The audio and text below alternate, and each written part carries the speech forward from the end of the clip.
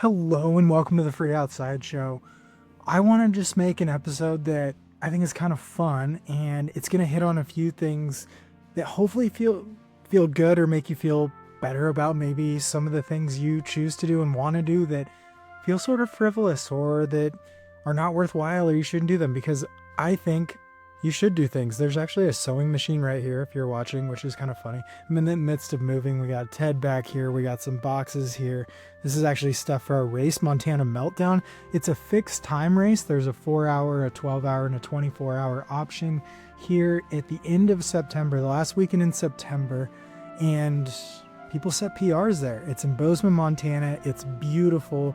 The route is a 1.5 mile loop around a few different lakes, and you can see the Bridger Mountains. The backdrop is incredible. So sign up there. It's on UltraSignup. So just Google Montana Meltdown UltraSignup and sign up and come on out, because it's a great time to visit Montana then. All right, today's episode I'm going to call In Defense of Being a Fan. So I think there's a lot of people and a lot of things where it's like sports are frivolous, or being a fan of someone is pointless. Like, what's the point? It's a game. You don't need to be that into it. You don't want to waste your time doing this. But I don't think it's wasting your time. I think the biggest thing that we can take away from sports is community. Like, let's take the NFL. I think that's probably the most widely accepted thing. And then we'll get more into things that relate to this audience. But like the NFL, the people who live in Seattle are big Seattle Seahawks fans. And that's something that you can share with people that you share nothing else in common with. I think sports can be really important in rooting for something like a common goal. It can be really good to kind of offset that need for a community, because you can find that community by what you commonly root for. Have you ever been in a sports bar or a stadium or something and you see something awesome happen and everyone cheers at the same time? That's a really cool feeling. The same thing happens at ultra marathons during golden hour when the last place finisher is coming in and everyone's cheering for him. That's like goosebumps. And I think it's the same thing where you're around your community and you're cheering for the same thing. And that's that human interaction that is so pure and important that I don't think you should let yourself lose that. I think it's okay to hold on to that childhood love of sports or want to watch something and feel like, it's like 2.5 hours of watching this playoff game.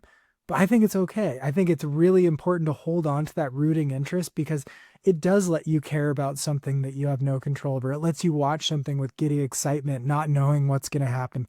And it just shows you that it's okay to care, which I think is a really hard thing to admit and accept for a lot of us in today's society, where you look around and it's like, well, I should be putting my effort into all of these other things. But you can't. You can't do everything. You can't be working 24/7. I have tried. I burn myself out pretty frequently because that's my style.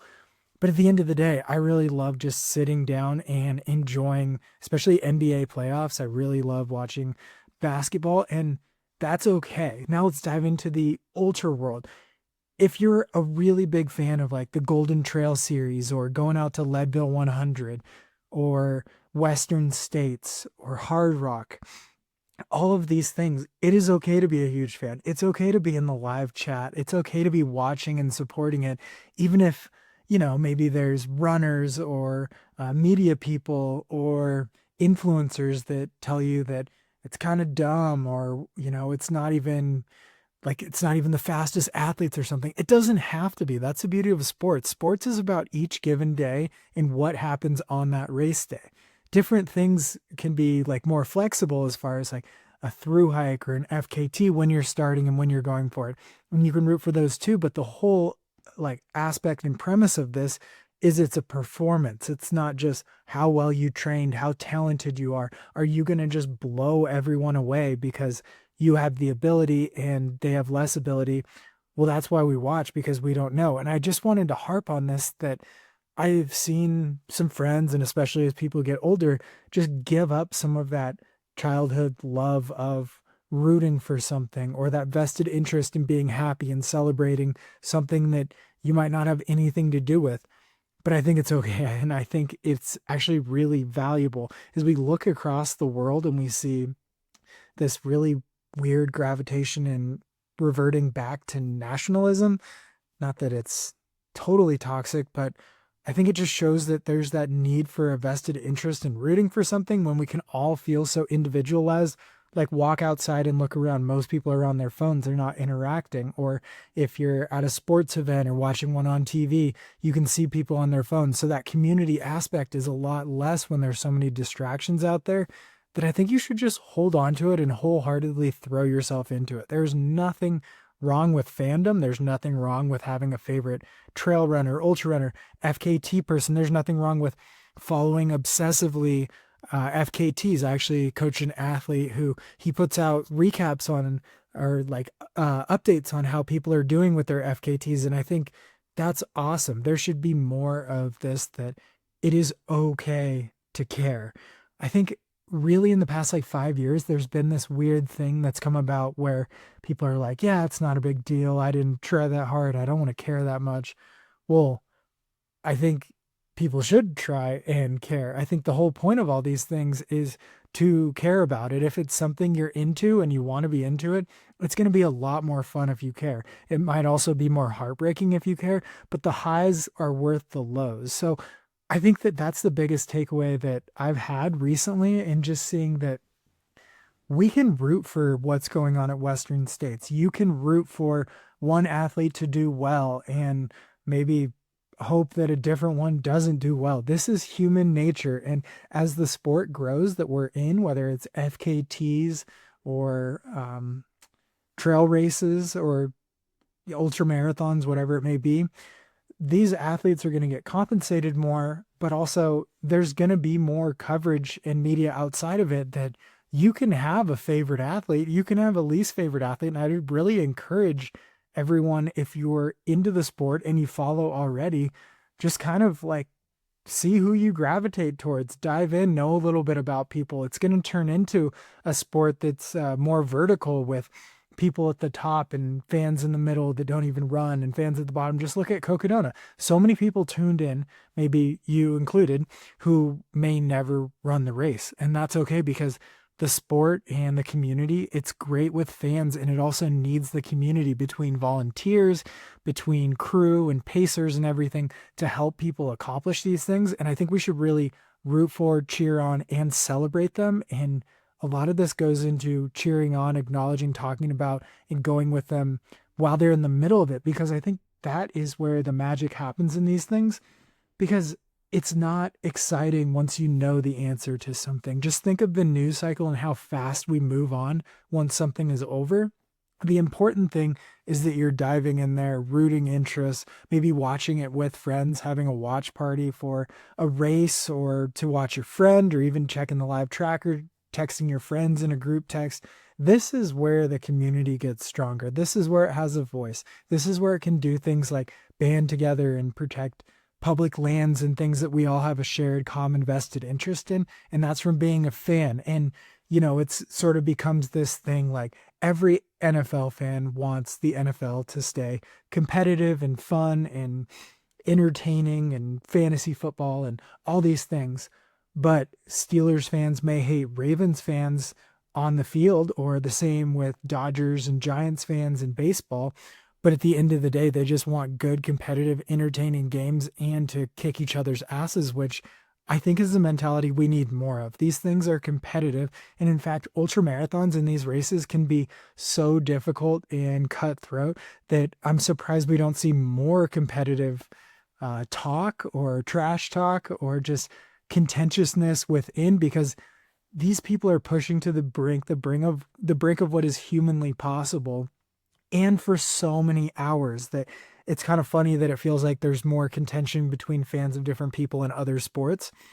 And it's not like we need to fight, but I think it would be fun. Like, you know, let's take David Roach. He could be the hero to some, the villain to others, but that's okay. And that's really good for the sport at the end of the day. I think if we embrace that and try to push like this community feel of rooting for someone to win, and like feeling a little bit of that let down if they don't, and while you don't have to take it out on the athlete, that I think that'll build a stronger bond to the sport and really make a lot of us more invested, more wanting it to grow in the right ways, and actually care how it's going to grow, not just sitting back on the sideline and, you know, being like, oh, well, it changed in this way, or drug testing isn't a thing. I think if we have more of a vested interest in like my favorite runner, he didn't win, but the top guy, now he's been accused of doping or something.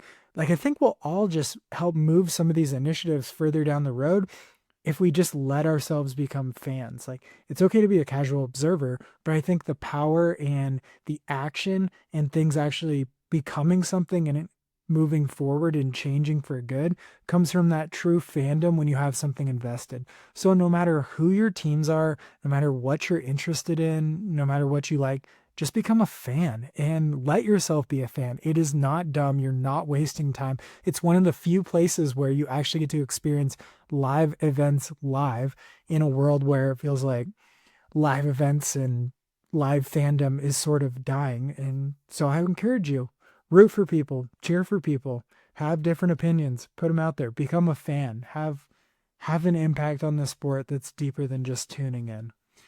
All right, speaking of fans, Janji has a field team. I'm on it. Also, they sponsor this podcast, janji.com. I love their shorts. I'm wearing some right now. I would get up and show you. In fact, I will. These shorts, they just came out. They have a pocket and they don't have a liner. They're quite good. So I would really recommend checking out the whole Janji lineup of shorts. Everyone says their shorts are the best. They're amazing. They were all over Bighorn 100 when I ran that. So janji.com. Use code FREEOUTSIDE and you get a discount. I think it's 10%, but somebody let me know what it actually is because I don't remember and I didn't do any research. Okay, Garage Grown Gear, that's our other sponsor. I got a bunch of stuff for the AT from there, but like even car camping the night before your race, they have great stuff. Inflatable sleeping pad. If you're still sleeping on foam, just get an inflatable. You'll sleep better the night before your race. And you trail runners, you're camping a lot. So even if you've never heard of Garage Grown Gear, go there and check out what they offer because they're all small businesses that they're selling on there. So very impressive.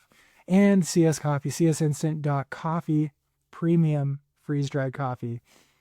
That's what I got to say today, guys. Just embrace fandom. It's okay to be a fan. It's fun to be a fan. Let it be okay. And don't be embarrassed. You can buy the shirt of your favorite ultra runner. You can get the sticker of your favorite podcast. You can support people on Patreon or even just pick them in Free Trail Fantasy.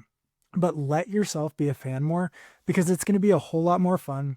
You're going to feel more invested. You're going to feel more a part of the community. And you're going to get to form your own opinions and just decide what values you like about certain people, and you can emulate them moving forward. I think we've seen that cycle throughout the NBA, the NFL, Major League Baseball, hockey, and a little bit now in trail running. I mean, Jim kind of looks like Scott Jurek, so come on. But just let yourself have fun and embrace some of that fandom. So this is the Free Outside Show. Please like and subscribe and share an episode maybe on social media or with your friend. It really, really helps out. I try to make good reels over on Free Outside Podcast on Instagram. So if you just want to drop one of those to your story, that would just really help. We're trying to grow this thing. And we have a Patreon, patreon.com/freeoutside. I have the Substack that I update whenever I have time, which I have no time ever, but I do put out some, maybe 3 a month on a good month. And I'm going for the Appalachian Trail record here before too long. So that's everything we got going. You can buy my book, actually. Just shoot me an email and I'll sign a copy and send it to you for purchase. At jeff@freeoutside.com. Let me know any other topics or things you want me to talk about. Any funny stories. I'm willing to kind of start audience sourcing some fun things to talk about. Maybe it's like a life advice thing. I've done a little bit with that in the past. But anyways, thanks for being here. I love this corner of the internet. Somehow last month, 22,000 of you listened. How the heck did that happen? And I'm about to be homeless. So that's exciting. I move out of this place. I don't know when this is coming out, but it'll probably be out when I don't have a place and I'm not renting a place until the fall. So we'll see how that goes. All right. Thank you guys. Love y'all. Stay late, my friends.